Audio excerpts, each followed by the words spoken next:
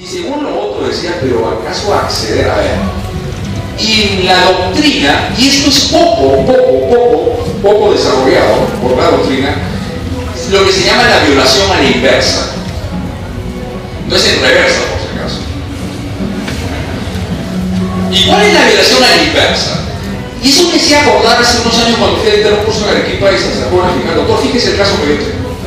Es un sujeto de más de 30 años y que, aprovechando de la inmadurez de un chico de 13 o 12 años, lo hacía que lo penetre. Y puse a pensar, qué lógico, fíjate, es mi interpretación. Y ahí viene lo primero que tenemos que decir.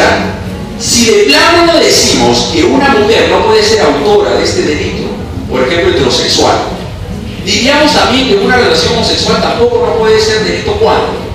Cuando Pedro obliga a Juan a que lo penetre y le pone una pistola en la sien. Una cuestión son las manifestaciones biológicas y otras de la mente. Son otras, porque primero para penetrar lo que requiere erección, y por ahí puede haber una estimulación, pero eso no significa que haya erección, que haya voluntad. Pues Fernando está con su novia, está casi yendo a luna de miel, a una playa de nudistas, dice, añora siempre, jura su fidelidad, y a la primera chica bien despachada que pasa por ahí tiene una... Pues es lo que sucede, ¿no? Y él no puede controlarlo, pues. Hay pues, manifestaciones orgánicas que son incontrolables por el ser humano. Entonces retomamos lo siguiente. El asunto de que si la mujer puede ser autora significa también dejar de lado las relaciones homosexuales. Porque un homosexual, por decir un hombre, puede obligar a otro hombre a que lo penetre. Y decir que esto no es delito significaría una tremenda impunidad. ¿Cuál es la gran diferencia entre analogía e interpretación extensiva? La analogía es incluir un supuesto de hecho que no se encuentra en el tipo penal. Por ejemplo, colocar al amante en el 107 para el delito de parricidio. O instituir que cuando un fiscal formaliza investigación preparatoria a través de una disposición comete prevaricación. Un fiscal no puede prevaricar, no puede procesar. Porque el fiscal que emite disposiciones, requerimientos y providencias. ¿Y qué es lo que dice el 418? Resoluciones o dictámenes. ¿Pero qué significa la interpretación extensiva? Encajar finalmente y escudriñar en el ámbito de protección de la norma. Hemos escuchado hace poco, también hay noticias de los feligreses, de algunos religiosos, que se aprovechan y los hacen pues que otros adolescentes o niños los penetren sexualmente. Y esto no significaría que no podamos llevar a los tribunales a estos finalmente sinvergüenzas que se aprovechan la inmadurez de los jóvenes o adolescentes para involucrarlos en actos homosexuales o heterosexuales, también que podría ser una mujer. Por lo tanto, creo yo, y es mi consideración, que el lenguaje, una cosa es el verbo que dice acceder, y otra cosa son los verbos, cómo debemos de entenderlos cuando son usados en el derecho penal.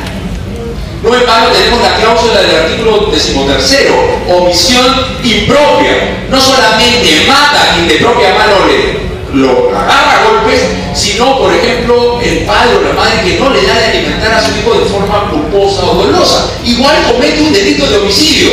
Y aquel que también obliga a otro que lo acceda carnalmente mediante violencia, está violentando ¿qué cosa? Su libertad sexual. Porque su libertad sexual significa decir con quién, con cuántos, con ustedes quieran en qué posición realizar un acto sexual. Pero de una persona le pone la sien, una navaja o le pone una pistola para que lo penetre, o la misma mujer que lo haga, pues claro, el otro muy machito va a decir, ¿cómo voy a denunciar esto? Claro, pues no es como es marica. ¿Cómo va a denunciar? Como hombre también tiene derecho a elegir con qué mujer quiere estar, ¿no? El derecho de elección. Lógicamente, también tiene derecho el hombre o no, así como lo tiene la mujer, y viceversa. Y como en el caso, yo lo vi justo en una serie, mira lo que hizo la chica. La chica quería quedar embarazada. Le metió un tremendo clonazepam y lo durmió al hombre. Pero a la par que le puso un clonazepam, le puso otra pastillita. Es decir, mientras que había unos sentidos que estaban dormidos, había un órgano que estaba bien vivito y boleado. estaba bien visto y coleado. Entonces hubo el acceso carnal. ¿Se habría violentado la libertad sexual? Por supuesto. Porque no estaba en sus planes, porque no fue su... ¿Qué significa el consentimiento?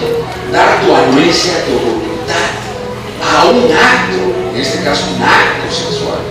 Entonces esto es lo que quería llegar a la reflexión, porque bien me pareció importante, como se dijo antes, que un congreso como este tiene que llevarse a puntos de discusión.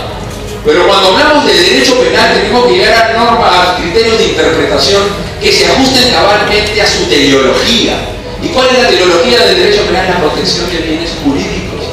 Y los entendimientos de los términos usuales del lenguaje no pueden estar trasladados en su forma común y corriente al derecho penal.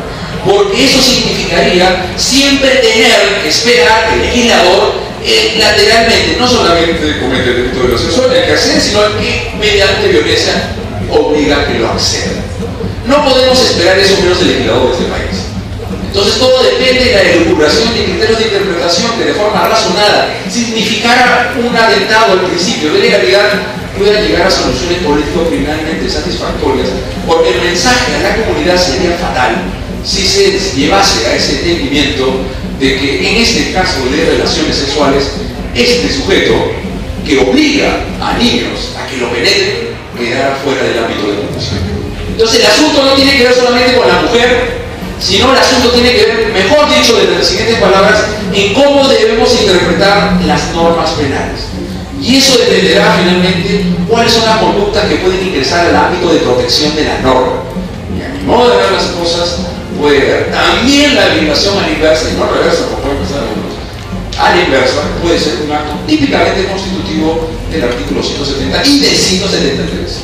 Porque no nos olvidemos que por un lado puede ser la violencia o amenaza, pero cuando el hombre obliga a otro hombre que lo penetre de 13 o 12 años, sería el 173.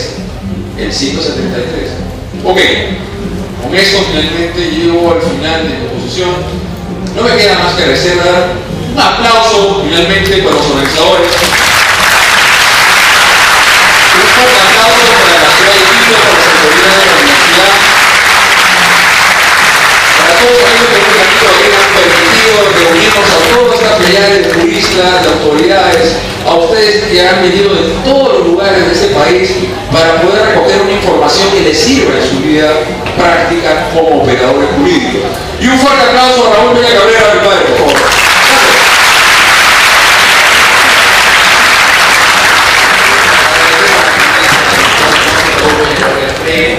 La comisión organizadora se llega con presente, tallado en paisaje, para que lo tengan como recuerdo. Amigo.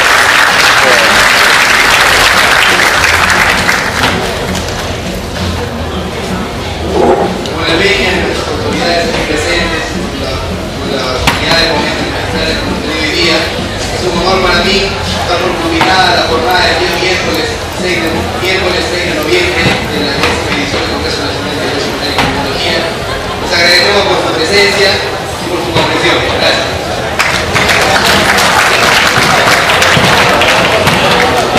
El día de mañana empezamos a la misma hora, a las 5 de la tarde. En el paseo lo vamos a poner directamente con los delegados.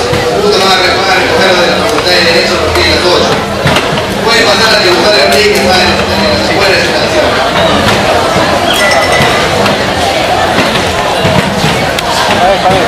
Junta las cosas, no se vengan a pegar.